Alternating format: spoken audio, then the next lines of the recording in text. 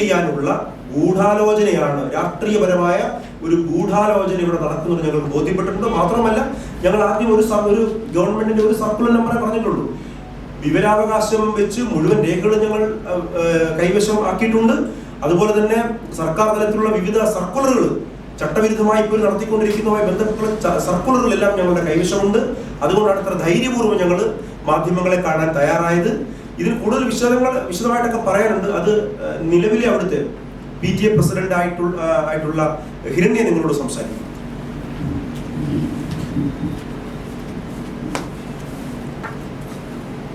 മുൻകാലങ്ങളിൽ ഞങ്ങളുടെ സ്കൂള് സായിയും, അതായത് സ്പോർട്സിന്റെ തന്നെ സായിയും ജീവിരാജയേക്കാളും മുന്നിൽ നിന്ന സ്കൂളായിരുന്നു. ആ കഴിവ് കണ്ട് തന്നെയാണ് ഞങ്ങളുടെ മക്കളെ ആ സ്കൂളിലോട്ട് കൊണ്ടുപോയത്. പക്ഷെ അവിടെ പോയതിനു ശേഷം വലിയ പ്രശ്നമൊന്നുമില്ലായിരുന്നു. കൊറോണ വരെ ഒരു പ്രശ്നം ഉണ്ടായിട്ടില്ലായിരുന്നു. അത് കഴിഞ്ഞതിന് ശേഷം ഇപ്പോൾ സൂപ്രണ്ട് വന്നതിന് ശേഷമാണ് സ്കൂളിൽ പ്രശ്നങ്ങളുണ്ടാകുന്നത്. അതായത് ആദ്യം തന്നെ സൂപ്രണ്ട് ചെയ്ത് കായികം പൂർണ്ണമായിട്ട് നശിപ്പിക്കുക എന്നുള്ളതാണ്. അത് ആ സൂപ്രണ്ടിനെ കൊണ്ട് നടത്താൻ പറ്റിയത് എങ്ങനെയെന്ന് പറഞ്ഞാൽ, നമ്മുടെ സ്പോർട്സ് കൗൺസിൽ ആയിരിക്കുമല്ലോ കോച്ചുമാർ നിയമിച്ച് അത് കൊടുക്കേണ്ടത് ഒരു കായിക സ്കൂളാകുമ്പോൾ. എന്നാൽ സ്പോർട്സ് കൗൺസിലിന്റെ കീഴിലുള്ള ഒരു അധ്യാപകർ അവിടെ ഉണ്ട്. പകരം സ്പോർട്സ് ഓഫീസർ പറയുന്നതും സൂപ്രണ്ട് പറയുന്നവരായിട്ടുള്ള താൽക്കാലിക ജീവനക്കാരുടെ അധ്യാപകരാണ് പരിശീലനം കൊടുത്തുകൊണ്ടിരിക്കുന്നത്. അങ്ങനെ കൊടുക്കുന്നതിന്റെ ഭാഗം ആയിട്ട് തന്നെ ഈ പ്രാവശ്യം കായികം വളരെ പിന്നിലാണ് സ്കൂൾ. അതുകൂടാതെ കായികത്തിൽ മികവ് കുറഞ്ഞെന്ന് മനസ്സിലാക്കിയ സൂപ്രണ്ട് വിദ്യാഭ്യാസത്തിലൂടെ കൈകടത്തി. അത് KER ചട്ടപ്രകാരം വിദ്യാഭ്യാസ ഡയറക്ടറേറ്റ് എടുക്കേണ്ട നിയമനങ്ങളെ ജില്ലാ ഓഫീസറും സൂപ്രണ്ടും കൂടെ അനധികൃതമായിട്ട് നിയമിച്ചു. അതായത് 10 അധ്യാപകരുണ്ടായിരുന്ന ഹൈസ്കൂളിൽ 3 അധ്യാപകരെ മാനസികമായിട്ട് ബുദ്ധിമുട്ടിച്ച കാരണം അത് സ്വമേധയെ മാറിപ്പോവുകയും ചെയ്തത്. 7 അധ്യാപകരെ കൂട്ടത്തോടെ സ്ഥലം മാറ്റി, പെട്ടെന്ന് സ്ഥലം മാറ്റി. KER ചട്ടപ്രകാരം സ്ഥലം മാറ്റം ചെയ്യുമ്പോൾ അടുത്ത ടീച്ചേഴ്സിനെ അവിടെ നിയമിച്ചിട്ടേ സ്ഥലം മാറ്റം ചെയ്യാൻ പാടുള്ളൂ എന്നാണ്. എന്നാൽ 3 ആഴ്ചക്കാലം ഞങ്ങളുടെ സ്കൂളിൽ കുഞ്ഞുങ്ങളെ പഠിപ്പിക്കാൻ ടീച്ചേഴ്സേ ഇല്ല. കഴിഞ്ഞ 2 വർഷക്കാലം 10ാം ക്ലാസ്സിൽ പൂർണ്ണ വിജയം കിട്ടിക്കൊണ്ടിരുന്ന സ്കൂള് ഈ വർഷം ഓണപ്പരീക്ഷ കഴിയുമ്പോൾ എൻ്റെ മോൾ 10ലാണ് പഠിക്കുന്നത്. ഞങ്ങളുടെ കുഞ്ഞുങ്ങളുടെ അവസ്ഥയെന്ന് പറഞ്ഞാൽ വളരെ മോശം അവസ്ഥയാണ്. എഴുതാനും വായിക്കാനും ഇനി അങ്ങോട്ട് പോകുമ്പോൾ അറിയില്ലാത്തൊരു അവസ്ഥയിലോട്ട് വരും. അതിൻ്റെ ഭാഗമായിട്ട് ഞങ്ങൾ തന്നെ പരാതി കൊടുത്തു. പല സ്ഥലങ്ങളിലും പരാതി കൊടുത്തതിൻ്റെ ഭാഗമായിട്ട് ഇപ്പോൾ വിദ്യാഭ്യാസ ഡയറക്ടർ ഒരു കാര്യം ചെയ്തിട്ടുണ്ട്. ഞങ്ങൾക്ക് PSC നിയമനം കൊണ്ടുവന്നു. ജില്ലാ ഓഫീസർ നിയമിച്ചിരുന്ന അധ്യാപകരെ പിന്മാറ്റിയിട്ട് പകരം PSC നിയമനം കൊണ്ടുവന്നു. ഒരാഴ്ചയായിട്ടുള്ള നിയമനം നടത്തുന്നത്. ഞങ്ങളുടെ ഏറ്റവും വലിയ ബുദ്ധിമുട്ട് പറഞ്ഞാൽ കുഞ്ഞുങ്ങൾക്ക് താമസിക്കാനുള്ള ഹോസ്റ്റൽ എന്ന് പറഞ്ഞാൽ 180 കുട്ടികൾ കൊള്ളുന്ന ഹോസ്റ്റലാണ്. എന്നാൽ ആ ഹോസ്റ്റലിൽ 2013 +1 +2 വന്നതോടുകൂടി 60 കുട്ടികളെ കൂടെ എക്സ്ട്രാ നടത്തിയത് തങ്ങിച്ചിട്ടുണ്ട്. അപ്പോൾ തന്നെ 60 കുട്ടികൾക്കുള്ള ഫെസിലിറ്റീസ് അവിടെ കിട്ടുന്നില്ല. അതിൻ്റെ കൂടെ തന്നെ ഇവരെ ഇപ്പോൾ ഒരിക്കലും സൂപ്രണ്ട് ചെയ്തിരിക്കുന്നത് തൂപ്പുകാർ മുതൽ കുക്ക് ചെയ്യുന്ന ആൾക്കാരെ വരെ അതിനകത്ത് താമസിപ്പിച്ചിരിക്കുക. അങ്ങനെ വരുമ്പോൾ കുഞ്ഞുങ്ങൾക്ക് ബാത്റൂം സമയത്തിന് കിട്ടുന്നില്ല, കുഞ്ഞുങ്ങൾക്ക് സമയത്ത് സ്കൂളിലെത്താൻ പറ്റുന്നില്ല. സ്കൂളിൽ അല്പം താമസിച്ച 1 മണിക്കൂർ സമയം സ്കൂളിൻ്റെ പുറത്ത് നിർത്തിയിരിക്കുകയാണ് ഈ താൽക്കാലിക ജീവനക്കാരായിട്ട് വന്ന് ടീച്ചേഴ്സ് ചെയ്തുകൊണ്ടിരുന്നത്. ഇപ്പം അതിൻ്റെ ഭാഗമായിട്ട് തന്നെ കുഞ്ഞുങ്ങൾക്ക് അലർജി, ത്വക്ക് രോഗം പോലുള്ള സാധനങ്ങൾ കൂടുതലായിട്ട് വരുന്നുണ്ട്.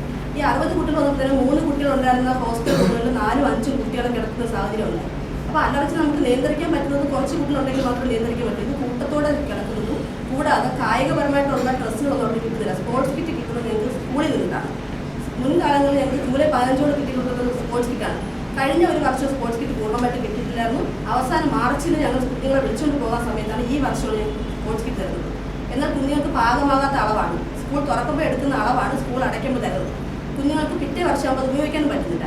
അതിൻ്റെ സാഹചര്യമായിട്ട് ഇപ്രാവശ്യം ജൂലൈ 15 കിട്ടേണ്ട സ്പോർട്സ് കിറ്റ് ഇതുവരെ കൊടുത്തിട്ടില്ല. അതുകൊണ്ട് തന്നെ മത്സരങ്ങൾക്ക് പങ്കെടുക്കാൻ പോകുമ്പോൾ കുഞ്ഞുങ്ങൾ മാറി ഉപയോഗിക്കാറുണ്ട് ഡ്രസ്സുകൾ. മറ്റു കുട്ടികളുടെ കയ്യിൽ നിന്ന് ഡ്രസ്സ് വാങ്ങി മാറി ഉപയോഗിക്കുമ്പോൾ അലർജി നന്നായിട്ട് അവിടെ സ്പ്രെഡ് ആവുന്നത്. ഹോസ്റ്റലിൽ ഒരു വൃത്തിയില്ല. പറയാൻ കാരണം ഈ ജീവനക്കാരെയും ഇത്രയും അതിനകത്ത് തിങ്ങി നിറച്ച് നിർത്തിയിട്ടുണ്ട്. എന്നാൽ 2-3 ക്വാർട്ടേഴ്സ് ഉണ്ട്. 3 ക്വാർട്ടേഴ്സ് എന്ന് പറഞ്ഞാൽ ഫാമിലി ക്വാർട്ടേഴ്സാണ്. അതിനകത്ത് പരമാവധി ആൾക്കാരെ നിർത്താവുന്നുള്ളൂ. പക്ഷേ ഒരിക്കലും ക്വാർട്ടേഴ്സ് സൗകര്യം അനുവദിച്ച് കൊടുക്കാതെ ഹോസ്റ്റൽ സൗകര്യത്തിനകത്താണ് ഇവരെ മുഴുവൻ നിയമിച്ചിരിക്കുന്നത്. ഇവരകത്ത് കിടത്തിയിരിക്കുന്നതുകൊണ്ട് തന്നെ കുഞ്ഞുങ്ങൾക്ക് മാനസികമായിട്ട് ബുദ്ധിമുട്ടുണ്ടാകുന്നുണ്ട്. എല്ലാവരും എന്നും കുറ്റം കണ്ടുപിടിച്ച് കുറ്റം പറയുന്നുണ്ട്. അതുകൊണ്ട് കുഞ്ഞുങ്ങൾക്ക് പഠിക്കാനും സൗകര്യം കിട്ടുന്നില്ല, കായികം ചെയ്യാനും സൗകര്യം കിട്ടുന്നില്ല.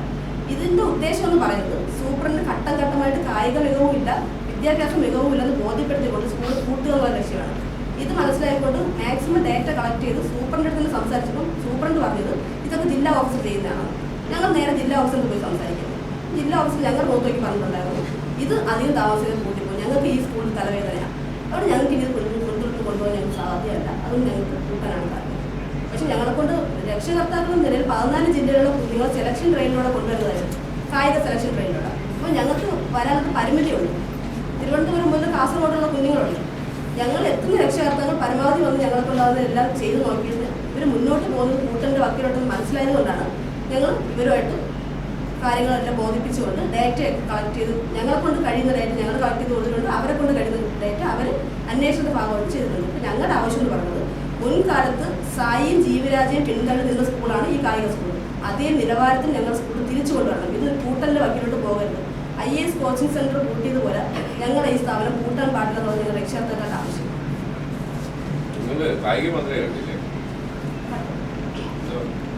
ഇത് SC ഡിപ്പാർട്ട്മെന്റ് കീഴിൽ വരുന്നതായതുകൊണ്ട് SC ഡിപ്പാർട്ട്മെന്റ് മാത്രമേ കാണാൻ പറഞ്ഞിട്ടുണ്ട്. ഇപ്പോൾ അത് കേളു സാറെ ഞങ്ങൾ കണ്ടു കൊടുത്തു പരാതി കൊടുക്കാൻ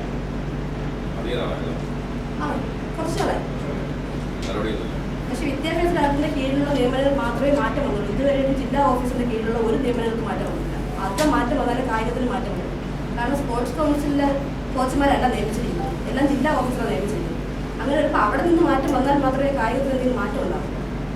അല്ലാതെ ഒരു മന്ത്രി എടുത്ത് പറഞ്ഞു അതുകൊണ്ട് എന്തെങ്കിലും മാറ്റം വരണമെങ്കിൽ ഇവിടെ മാറ്റം വരണം.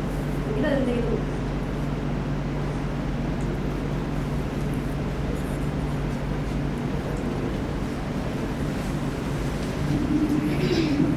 ഇപ്പോൾ ഞങ്ങൾ പരാതി കൊടുത്തിരിക്കുന്ന ആള് നമ്മളിപ്പോൾ SC ഡയറക്ടർക്ക് പരാതി കൊടുത്തിട്ടുണ്ട്, വിവിധ MLA-മാർക്ക് പരാതി കൊടുത്തിട്ടുണ്ട്, ഭരണ പ്രതിപക്ഷത്തുള്ള MLA-മാർക്ക് പരാതി കൊടുത്തിട്ടുണ്ട്. അതുപോലെ തന്നെ രാജ്യത്തെ പ്രതിനിധീകരിച്ചിട്ടുള്ള ബഹുമാന്യരായ കുറേ ഒളിമ്പ്യന്മാരുണ്ട്, അവരെ ഞങ്ങൾ അറിയിച്ചിട്ടുണ്ട് വിവരം.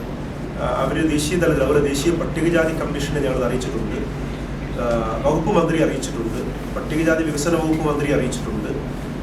അപ്പോൾ അങ്ങനെ നിരവധി പരാതികൾ കൊടുത്തിട്ടുണ്ട്. പിന്നെ പീഡിപ്പിക്കപ്പെട്ട കുട്ടികളുമായി ബന്ധപ്പെട്ട അവർ ചില പോലീസ് സ്റ്റേഷൻ കേസുകൾ കൊടുത്തിട്ടുണ്ട്. DVSPക്കും അതുപോലെ തന്നെ പോലീസിനും ഒക്കെ കേസ് കൊടുത്തിട്ടുണ്ട്. അത്തരം ഞങ്ങൾക്ക് ദുഃഖകരമായ ഒരു കാര്യം തോന്നിയത് നിങ്ങളോട് പറയാതിരിക്കാൻ നിവൃത്തിയില്ല. കാരണം ഇത് മാധ്യമങ്ങൾക്ക് കുറച്ചു പേർക്കൊക്കെ അറിയാമായിരുന്നു.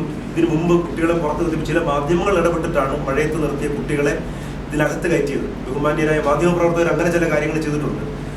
പക്ഷേ ഇത് ഇത്രമേൽ കുഴപ്പത്തിലേക്ക് പോകുന്നത് പറഞ്ഞപ്പോൾ മാധ്യമ സുഹൃത്തുക്കളും സഹോദരങ്ങളും അത് ശ്രദ്ധിച്ചില്ല എന്ന് ഞങ്ങൾക്കൊരു പരാതിയുണ്ട്. പിന്നെ അതുപോലെ തന്നെ ഇത് പൂട്ടിക്കൽ വക്കിലേക്ക് കൊണ്ടുപോകുന്നതിൽ ഞങ്ങൾ ഈ പട്ടികജാതി സമൂഹത്തിൽ നിന്നും 2 നേതാക്കന്മാരുടെ കൈകടത്തലുണ്ടായിട്ടുണ്ട് എന്ന് ഞങ്ങൾ സംശയിക്കുന്നുണ്ട്. അതിൻ്റെ ഡോക്യുമെന്റ് ഞങ്ങളിലുണ്ട്, അത് പിന്നീടുള്ള ഇതിൽ ഞങ്ങൾ വ്യക്തമാക്കും. ഒന്ന്, ഒരു പട്ടികജാതി സമുദായ നേതാവ് അദ്ദേഹത്തിന്റെ സമുദായത്തിൽ തന്നെ പെട്ട ആളുകൾ പരാതി രക്ഷകർത്താക്കും കുട്ടിയും കൂടെ പോയി അദ്ദേഹത്തിന് പരാതി കൊടുത്തിട്ടും അദ്ദേഹം ഗൗനിച്ചിട്ടില്ല. സർക്കാരുമായിട്ട് ഏറ്റവും അടുത്ത് സഹകരിക്കുന്ന ആളായിട്ട് പോലും അദ്ദേഹം ചെയ്തിട്ടില്ല. രണ്ടാമത്, ഒരു പട്ടികജാതി സമുദായ നേതാവ് അദ്ദേഹത്തിന് ലെറ്റർ ഹെഡ് ഉപയോഗിച്ചുകൊണ്ട് തന്നെ ഇതിനെ സഹായിക്കത്തക്ക നിലയിൽ അതിൻ്റെ ഡോക്യുമെന്റ് ഞങ്ങൾ കളക്ട് ചെയ്തിട്ടുണ്ട്. അത് തുടർന്ന് ഞങ്ങളത് ഗവൺമെന്റിനെയും അതുപോലെ തന്നെ SC ഡയറക്ടറെയും അറിയിച്ചിട്ടുണ്ട്.